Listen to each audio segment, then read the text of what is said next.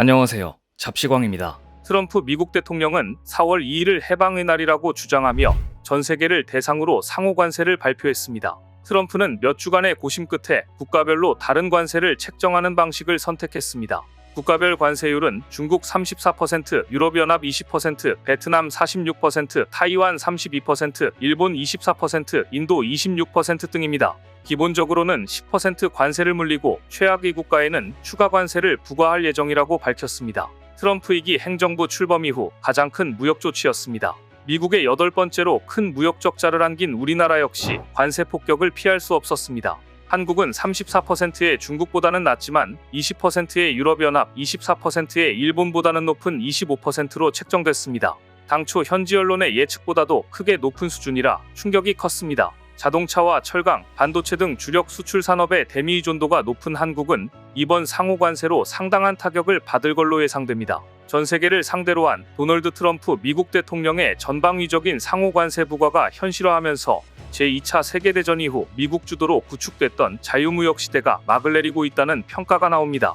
코로나19 팬데믹의 충격에서 빠져나오고 있던 세계 경제가 최대 경제대국 미국이 불붙인 관세 전쟁으로 침체에 빠질 수 있다는 우려도 제기되고 있습니다. 미국의 무차별 관세에 무역 상대국들이 보복 관세 등 맞대응에 나서면 전 세계 경제가 큰 혼란에 휩싸이고 보호무역주의의 확산 등 국제 통상 질서가 급변하는 분기점을 맞을 수 있다고 보기 때문입니다.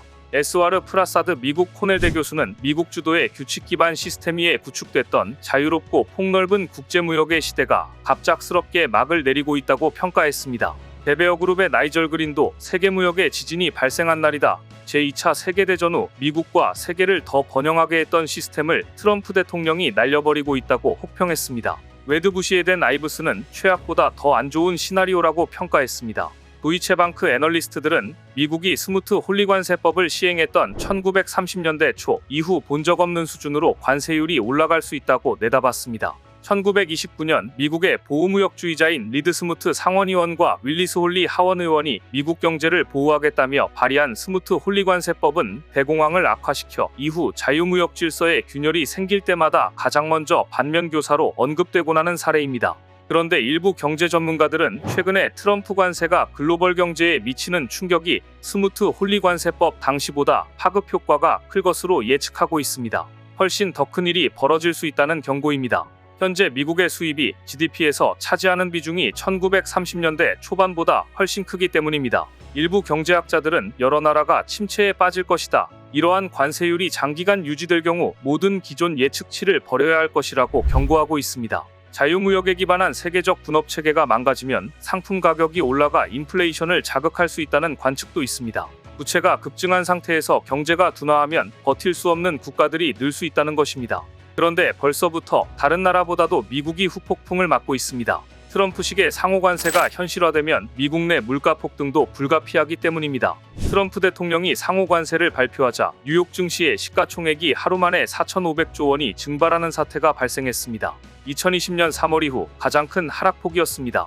우리나라 원화 기준 4,502조 4천억 원이 공중으로 날아가 버린 겁니다. 상호관세 타격이 가장 클 것으로 예상된 애플의 낙폭은 9.25%에 달했습니다. 미국 내에서는 트럼프 미 대통령이 발표한 상호관세가 시행된다면 최악의 경우 아이폰 최상위 모델 가격이 333만 원에 이를 수 있다는 분석이 나왔습니다. 애플이 관세 부과에 따른 비용을 소비자에게 전가한다면 아이폰 가격이 현재보다 30-40%까지 오를 수 있다는 이야기인데요. 트럼프 대통령은 중국에 대해 34%의 상호관세를 부과했습니다. 이에 기존 중국에 적용해온 20%의 관세를 더하면 중국으로부터 수입되는 제품의 관세는 54%로 급등하게 됩니다. 애플은 아이폰 생산을 동남아 등으로 다변화하고 있지만 여전히 대부분을 중국에서 생산하고 있습니다.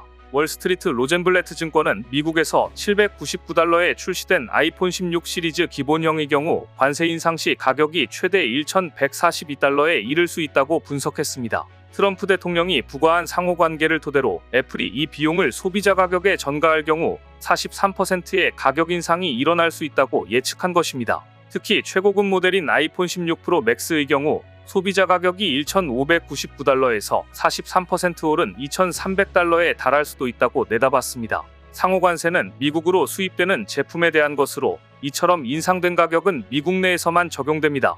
미국 내 파급 때문에 트럼프는 일단 관세 폭탄을 천명하고 이후 각국과 개별 협상에 나설 것이라는 관측이 나오고 있습니다. 실질적인 세율은 국가별, 품목별로 추가 협상이 있을 것이라는 이야기입니다. 트럼프 대통령은 일기 때에도 중국산 수입품에 대해 폭넓은 관세를 부과했으나 애플은 당시 일부 제품에 대해 면제나 유예를 받았습니다. 로젠블레트 증권의 바튼 크로켓 애널리스트는 이번 중국 관세는 미 대표 기업인 애플이 지난번처럼 특혜를 받을 것이라는 우리 예상과 전혀 다르게 전개되고 있다고 우려했습니다. 카운터포인트 리서치의 공동 창립자 닐 샤는 애플이 관세 비용을 상쇄하기 위해서는 평균적으로 가격을 최소 30% 인상해야 할 것이라고 말했습니다. 하지만 애플이 당장 아이폰 가격을 올리기는 쉽지 않을 것이라는 전망도 나옵니다. 현재 아이폰 판매가 부진한 상황에서 가격이 인상될 경우 판매가 더욱 둔화할 수 있기 때문입니다. 수요 정체의 관세로 인한 비용 상승이 현실화하면 애플의 수익성은 추가 압박을 받게 될 것입니다. 로이터 통신은 애플의 가격이 급등하면 스마트폰 수요가 감소하고 중국보다 낮은 관세가 부과된 삼성전자가 더 유리할 수 있다고 전망하기도 했습니다. 애플뿐만이 아니라 이번 상호 관세 발표로 인해 미국 바깥 공급망의 생산 의존도가 큰 주요 기업들 역시 주식시장에서 큰 타격을 받았습니다.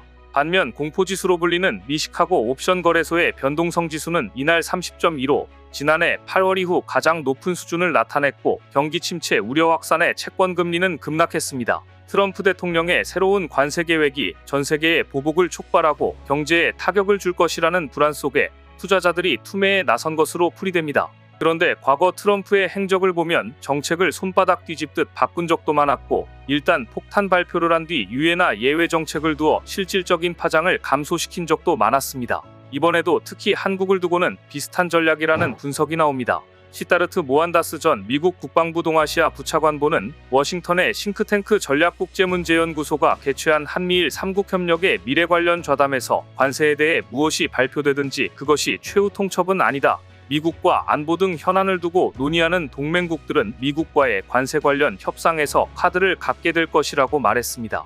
트럼프의 상호관세 예고는 앞으로의 협상을 위한 상차리기라는 것입니다.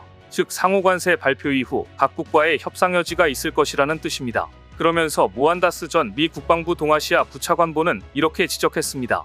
반도체 영역에서의 대중국 기술 경쟁, 바이오 기술, 우주 기술 등 모든 영역에서 미국은 한일과 같은 기술 선진국을 필요로 한다. 결국 트럼프 대통령의 상호 관세가 부과되더라도 한국은 향후 미국과의 후속 협상 과정에서 미중 전략 경쟁에서 중요한 각종 기술 분야에서의 대미 협력을 지렛대로 삼을 수 있을 것이라는 말입니다. 일부 전문가들은 한국은 동맹국이고 주고받을 카드가 많다고 전망하기도 합니다. 그런데 지금 이 상황에서 눈치 없이 주제 파악을 못하고 미국에 흉내를 내며 관세 때리기에 동참한 국가가 있으니 바로 베트남입니다. 베트남 정부는 한국과 중국에서 수입하는 아연 도금 강판 등 도금 강판 일부 제품에 대해 15.67%에서 37.13%에 달하는 잠정 반덤핑 관세를 부과하겠다고 발표했습니다. 아연 도금 강판은 부식에 강해 교량, 지붕 같은 건축 자재나 자동차 내 외판 재료로 쓰이며 매끄럽고 전도성이 좋아 냉장고, 세탁기 같은 가전제품에도 많이 활용되는 반제품인데요. 이번 잠정 반덤핑 관세는 국내 모든 기업에 부과되지는 않습니다. 국내 2위 제철사인 현대제철은 13.7%의 관세를 맞았으나 포스코를 비롯해 KG스틸, 동국제강 등은 이번 반덤핑 관세 부과 대상에서 제외돼 한숨을 돌렸습니다. 하지만 트럼프는 이참에 눈치 없는 베트남의 버르장머리를 완전히 고치겠다는 계획을 발표했습니다. 중국보다 더한 나라라며 초강경 대응을 예고한 겁니다. 최근 베트남은 한국 기업들에 힘입어 미국 수출을 크게 늘렸습니다. 베트남의 대미 수출액은 2014년 286억 달러에서 2024년 1192억 달러로 10년 새 4배 넘게 증가했습니다. 한국의 대미 수출액보다 2배 가까이 많은 셈입니다. 그래서 미국 행정부는 베트남을 주요 타깃으로 삼은 듯합니다. 트럼프 대통령은 앞서 베트남에 대해 중국보다 더 심하다, 사실상 가장 악랄한 무역 남용국이다라고 직격탄을 날렸습니다. 이에 판민진 베트남 총리는 1월 연설에서 베트남에 도움이 된다면 플로리다에 있는 트럼프의 말어라고 자택을 방문해 온종일 골프를 치는 것도 마다하지 않겠다고 말했는데요. 트럼프가 응할지 모르겠습니다. 오늘 준비한 소식은 여기까지입니다. 댓글을 통한 여러분들의 많은 의견 기다리겠습니다. 시청해주셔서 감사합니다.